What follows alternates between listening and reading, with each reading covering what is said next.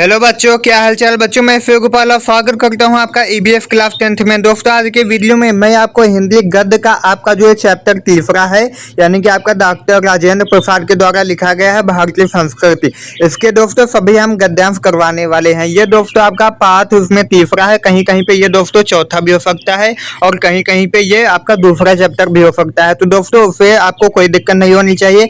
Main चीज आपका क्या होना चाहिए, आपका भारतीय संस्कृति है, इसके आपके हम गद्यांश बता रहे हैं। वो आपका कोई भी चैप्टर हो उससे आपको कोई लेना देना नहीं है। तो दोस्तों आपका गद्यांश हम देख लेते हैं। इससे पहले हमने दोस्तों आपके सभी वीडियो बना दिया है, इसका सारांश और डॉक्टर राजेंद्र प्रसाद जी का जो जीवन परिचय है वो भी बता दिया गया है। अब दोस्तों हम देख लेते हैं आपके गद्यांश। तो दोस्तों पहला आपका गद्यांश क्या दिया गया है, ये दोस्तों आपका मोस्ट इंपॉर्टेंट वाले गद्यांश है। तो दोस्तों पहला आपका गद्यांश है, अगर असम की पहाड़ियों में वर्ष में 300 इंच वर्षा मिलेगी तो जैसलमेर की तप्त भूमि भी मिलेगी। जहां साल में 2-4 इंच भी वर्षा नहीं होती, कोई ऐसा अन्न नहीं जो यहाँ उत्पन्न ना किया जाता हो, कोई ऐसा फल नहीं जो यहाँ पैदा नहीं किया जा सके, कोई ऐसा खनिज पदार्थ नहीं जो यहाँ के भूगर्भ में पाया ना जाता हो, और ना कोई ऐसा वृक्ष अथवा जानवर है जो यहाँ फैले हुए जंगलों में ना मिले। यदि इस सिद्धांत को देखना हो कि अब हवा का असर इंसान के रहन सहन, खान पान, वेशभूषा, शरीर और मस्तिष्क पर पड़ता है, तो उसका जीता जागता सबूत भारत में बसने वाले भिन्न भिन्न प्रांतों के लोग देते हैं। ये दोस्तों आपका यहाँ पर दिया गया है आपका गद्यांश। इसके दोस्तों प्रश्न उत्तर देख लेते हैं। यहाँ पर दोस्तों इसके आपके 3 प्रश्न उत्तर दिए गए हैं। पहला दोस्तों आपका सभी में प्रश्न सेम रहता है। पहला दोस्तों आपका प्रश्न क्या दिया गया है कि उपयुक्त गद्यांश का संदर्भ लिखिए। तो दोस्तों इसका हमें लिखना होता है संदर्भ। तो दोस्तों हम संदर्भ कैसे लिखेंगे, तो दोस्तों यहाँ पर हमने लिखा है प्रस्तुत गद्यांश हमारी पाठ्य पुस्तक हिंदी के गद्य खंड में संकलित भारतीय संस्कृति नामक पाठ से अवतरित है।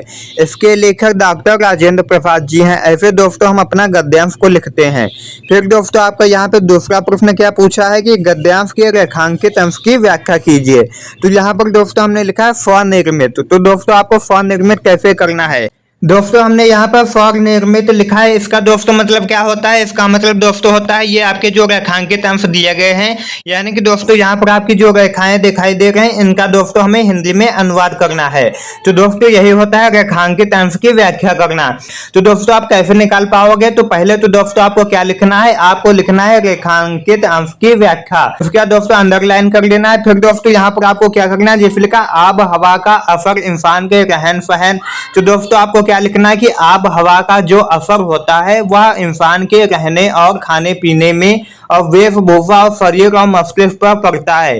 यानी कि दोस्तों आपको क्या लिखना है, आपको लिखना है कि जो आब हवा का असर होता है वो इंसान के रहन सहन और खाने पीने और वेशभूषा और शरीर के और मस्तिष्क पर पड़ता है। यानी कि दोस्तों इसमें कहने का अर्थ यह है कि आपको 1-2 शब्द इसमें से चेंज कर देना है।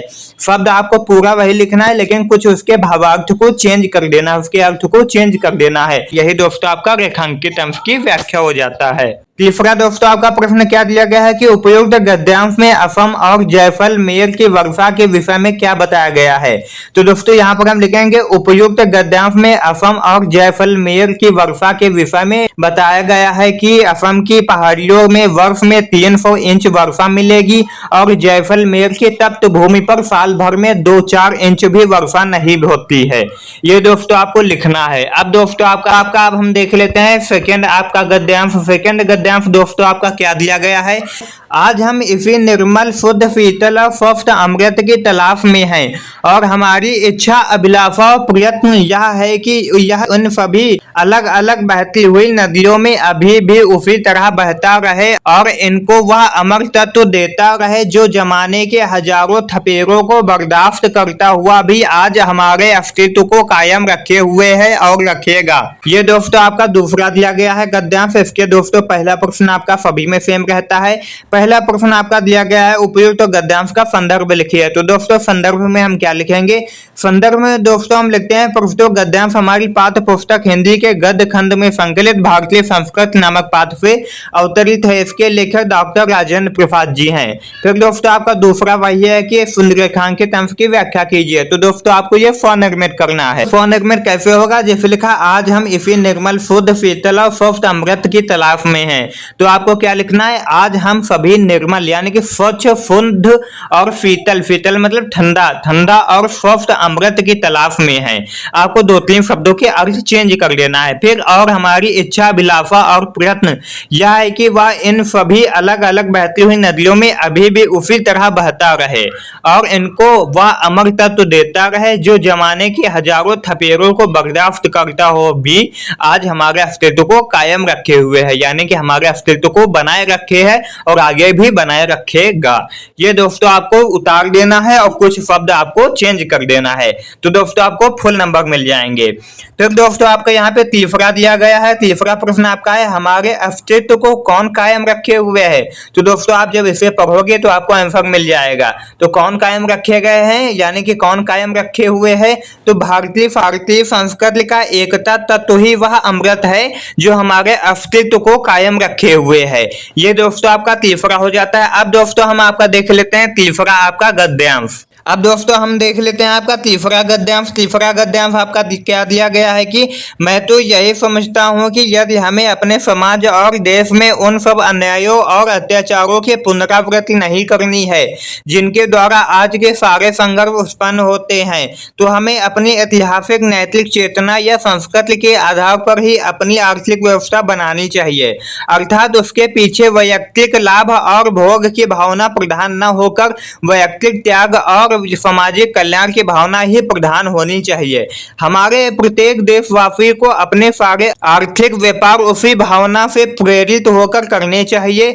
वैयक्तिक स्वार्थों और सत्यों पर जोर न देकर वैयक्तिक कर्तव्य और सेवा निष्ठा पर जोर देना चाहिए और प्रत्येक कार्यवाही इसी तराजू पर तौली जानी चाहिए। ये दोस्तों आपका हो जाता है तीसरा नंबर गद्यांश। इसके दोस्तों हम प्रश्नोत्तर देख लेते हैं।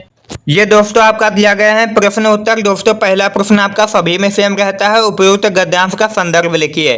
तो दोस्तों इसका संदर्भ लिखने के पहले दोस्तों अगर आप हमारे चैनल पर पहली बार आए हैं तो चैनल को सब्सक्राइब कर देना और वीडियो को प्यार से लाइक कर देना। अगर दोस्तों इसके आप पीडीएफ नोट्स लेना चाहते हैं तो आप हमारे वीडियो को लाइक करके अपने टेलीग्राम चैनल यानी कि हमारे टेलीग्राम चैनल को ज्वाइन कर लेना और साथ में व्हाट्सएप चैनल को ज्वाइन कर लेना जहां पर हम इसका पीडीएफ नोट्स आपको प्रोवाइड करते हैं। तो दोस्तों वीडियो को लाइक कर देना और चैनल को सब्सक्राइब कर देना। तो दोस्तों पहला आपका प्रश्न है संदर्भ लिखने का। तो दोस्तों हम संदर्भ लिखेंगे। संदर्भ में दोस्तों हम लिखेंगे प्रस्तुत गद्यांश हमारी पाठ्य पुस्तक के गद्य खंड में संकलित भारतीय संस्कृति नामक पाठ से लिया गया है। इसके लेखक डॉक्टर राजेंद्र प्रसाद जी हैं। ये दोस्तों हम लिखते हैं संदर्भ में। अब दोस्तों आपका गद्यांश के रेखांकित अंश की व्याख्या करना है। तो दोस्तों व्याख्या कैसे करेंगे हमने आपको बता दिया स्वनिर्मित। तो दोस्तों आपको यहाँ पर जो रेखाएं दिखाई दे रही हैं इसमें दोस्तों आपको पढ़ना है और आपके जो 2-3 शब्द आपको समझ में आए उसके अर्थ को आपको चेंज कर देना है। जैसे दोस्तों आप चेंज करके लिख दोगे आपको पूरा नंबर मिल जाएगा। तो दोस्तों इसमें हमें ज्यादा झाम नहीं करना होता है, आपको पूरे नंबर इसमें मिल जाते हैं। फिर दोस्तों आपका तीसरा नंबर प्रश्न क्या दिया गया है कि हमें अपने आर्थिक व्यापार किस भावना से प्रेरित होकर करना चाहिए। तो दोस्तों हम यहाँ पर लिखेंगे हमें अपने आर्थिक व्यापार करने में वैयक्तिक त्याग, सामाजिक हित और सेवा और कर्तव्य की भावना की प्रधानता रखनी चाहिए। फिर दोस्तों आपका बी नंबर प्रश्न दिया गया है कि अन्यायों एवं अत्याचारों को रोकने का उपाय क्या है। तो क्या उपाय है, अगर हमें अन्यायों और अत्याचारों को रोकना है तो हमें वैयक्तिक त्याग, सामाजिक हित और सेवा और कर्तव्य की भावना में रखनी चाहिए। तो दोस्तों ये आपका हो जाता है तीसरा नंबर। अब दोस्तों आपका हम देख लेते हैं चौथा नंबर। घ नंबर दोस्तों आपका क्या दिया गया है गद्यांश। तो दोस्तों यहाँ पर हम आपका देख रहे हैं आपका दोस्तों यहाँ पर लिखा है आज विज्ञान मनुष्यों के हाथों में अद्भुत और अतुल शक्ति दे रहा है। उसका उपयोग एक व्यक्ति और समूह के उत्कर्ष और दूसरे व्यक्ति और समूह के गिराने में होता ही रहेगा। इसलिए हमें उस भावना को जागृत रखना है और उसे जागृत रखने के लिए कुछ ऐसे साधनों को भी हाथ में रखना होगा जो उस अहिंसात्मक त्याग भावना को प्रोत्साहित करे और भोग भावना को दबाए रखे, नैतिक अंकुश के बिना शक्तिमानों के लिए हितकर मिलकर नहीं होती। वह नैतिक अंकुश यह चेतना या भावना ही दे सकती है, वही उस शक्ति को परिमित भी कर सकती है और उसके उपयोग को नियंत्रित भी कर सकती है। तो दोस्तों ये आपका घ नंबर यानी कि चौथा नंबर आपका यहाँ पे गद्यांश दिया गया है। अब दोस्तों इसके प्रश्न उत्तर देख लेते हैं। पहला आपका प्रश्न दिया गया है, उपयुक्त गद्यांश का संदर्भ लिखिए। तो दोस्तों संदर्भ में हम क्या लिखेंगे, प्रस्तुत गद्यांश हमारी पाठ्य पुस्तक के गद्य खंड में संकलित भारतीय संस्कृति नामक पाठ्य से लिया गया है। इसके लेखक डॉक्टर राजेंद्र प्रसाद जी हैं। फिर दोस्तों लिखा है आपका गद्यांश के रेखांकित अंश की व्याख्या करना है। तो दोस्तों हमने आपको बताया है, आप वही तरीका अप्लाई करिए और इसका स्वनिर्मित अपना रेखांकित अंश की व्याख्या कर लीजिए। यहाँ पर दोस्तों आपके जो शब्द दिए गए हैं रेखांकित वाले, इन्हें दोस्तों आपको पढ़ना है। कुछ शब्द दोस्तों आपको यहाँ पर चेंज कर देना है, तो दोस्तों आपको फुल नंबर मिल जाएंगे। फिर दोस्तों आपका तीसरा क्या है, आज विज्ञान मनुष्य को क्या दे रहा है। तो दोस्तों क्या दे रहा है, वर्तमान में विज्ञान ने मनुष्यों को अद्भुत एवं अतुलनीय शक्तियां प्रदान की हैं। बस दोस्तों इतना लिखेंगे, आपको नंबर मिल जाएंगे। अब दोस्तों आपका हम देख लेते हैं पांचवा नंबर दोस्तों आपका गद्यांश क्या कहता है। पांचवा नंबर दोस्तों आपका गद्यांश यहाँ पर कह रहा है कि हमारी सारी संस्कृति का मूलाधार इसी अहिंसा तत्व पर स्थापित रहा है। जहाँ जहाँ हमारे नैतिक सिद्धांतों का वर्णन आया है, अहिंसा को ही उनमें मुख्य स्थान दिया गया है। अहिंसा का दूसरा नाम या दूसरा रूप त्याग है और हिंसा का दूसरा रूप या दूसरा नाम स्वार्थ है, जो प्रायः भोग के रूप में हमारे सामने आता है। पर हमारी सभ्यता ने तो भोग भी त्याग ही से निकाला है और भोग भी त्याग में ही पाया है। श्रुति कहती है तेन त्यक्तेन भुंजिथा। इसी के द्वारा हम व्यक्ति के बीच का विरोध, व्यक्ति और समाज के बीच का विरोध, समाज और समाज के बीच का विरोध, देश और देश के बीच के विरोध को मिटाना चाहते हैं। हमारी सारी नैतिक चेतना इसी तत्व से ओतप्रोत है। ये दोस्तों आपका पांचवा दिया गया है गद्यांश। अब दोस्तों इसके हम देख लेते हैं प्रश्न उत्तर। दोस्तों यहाँ पर आपका पहला प्रश्न क्या दिया गया है कि उपयुक्त गद्यांश का संदर्भ लिखिए। तो दोस्तों इसका संदर्भ लिखेंगे, संदर्भ आपका वही रहता है। तो संदर्भ में क्या लिखेंगे, संदर्भ में दोस्तों हम लिखेंगे प्रस्तुत गद्यांश हमारी पाठ्य पुस्तक के गद्य खंड में संकलित भारतीय संस्कृत नामक पाठ्य से लिया गया है। इसके लेखक डॉक्टर राजेंद्र प्रसाद जी हैं। फिर दोस्तों रेखांकित अंश की व्याख्या आपकी वही सेम रहेगी, स्वनिर्मित। तो दोस्तों स्वनिर्मित कैसे करते हैं हमने आपको बता दिया है। आपका जो रेखांकित अंश दिखाई दे रहा है, जहाँ पर आपको लाइनिंग दिखाई दे रही, इसे दोस्तों हमें पढ़ना है। जो कुछ भी हमें समझ में आता है उसके कुछ भी शब्द हमें निकाल लेना है, यानी कि उसके अर्थ निकाल के वहां पर आपको लिख देना है। तो दोस्तों आपको पूरे नंबर मिल जाते हैं। उसके बाद दोस्तों आपका लास्ट क्या दिया गया है, लास्ट दोस्तों आपका प्रश्न दिया गया है कि हमारे नैतिक सिद्धांतों में किस चीज को प्रमुख स्थान दिया गया है, इसका दूसरा रूप क्या है। तो दोस्तों हम लिखेंगे हमारे नैतिक सिद्धांतों में अहिंसा को प्रमुख स्थान दिया गया है, इसका दूसरा रूप त्याग है। तो दोस्तों हमने आपके यहाँ पर 5 गद्यांश इंपॉर्टेंट वाले बता दिया है। आपके कुछ भी डाउट रह गए हो तो कमेंट कर देना। तो दोस्तों हमने आपको आज क्या बताया, हमने दोस्तों आपको यहाँ पर बताया है कक्षा 10 हिंदी गद्य पाठ। दोस्तों ये तीसरा है, कहीं कहीं पे ये भी तीसरा या चौथा या पांचवा हो सकता है, उससे दोस्तों आपको कोई लेना देना ही नहीं है। ये दोस्तों आपका भारतीय संस्कृति है और जो कि आपका डॉक्टर राजेंद्र प्रसाद के द्वारा लिखा गया है। सभी इंपॉर्टेंट गद्यांश दोस्तों हमने बताए हैं। 5 नंबर दोस्तों आपके यहाँ से क्लियर हो जाते हैं। वेरी इंपॉर्टेंट दोस्तों है 2020, 22, 23, 24, 25 में ये सभी आपके आए हुए हैं। तो दोस्तों आज का वीडियो कैसा लगा कमेंट करके जरूर बताना। अगर आपके क्लास में कोई और बच्चा है जो पढ़ना चाहता है तो उसे हमारा वीडियो शेयर कर देना। मिलते हैं एक नए वीडियो के साथ, तब तक के लिए जय हिंद, वंदे मातरम।